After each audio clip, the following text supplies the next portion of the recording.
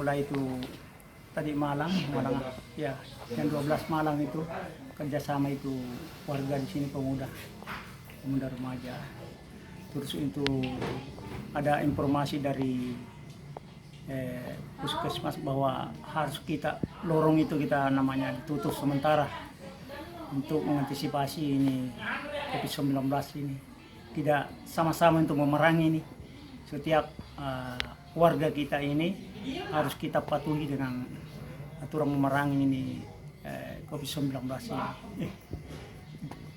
Jadi kami atas nama Ketua RT ini sangat mendukung untuk program pemerintah ini apa yang kita arahkan kepada kami. Kita laksanakan utamanya di lorong Bungu Lompoa ini, dan warga sudah ya patuhi juga kita punya aturan.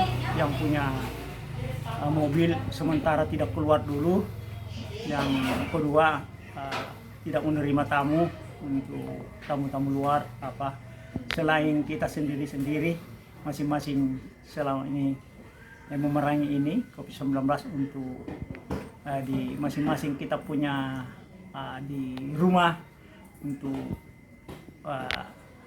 bersilaturahmi, karena kita keluar ini kan namanya itu keluar dari wilayah ini ya supaya kita namanya itu pencegahan. Jadi selama ini ada berapa hari ini kita warga di sini tidak begitu keluar Pak, itu utamanya ke kota kemana, keluar daerah apa semua ya, tetap saya antisipasi selama ini dengan aturan dari pemerintah ini apa yang kita arahkan kepada warga, kepada masyarakat, utamanya tempat-tempat ibadah apa semua kita namanya ya berbiadalah di masjid, tetapi ya kita patuhi dia, kita punya aturan saf-safnya antara jarak satu meter ya, begitulah Pak ya.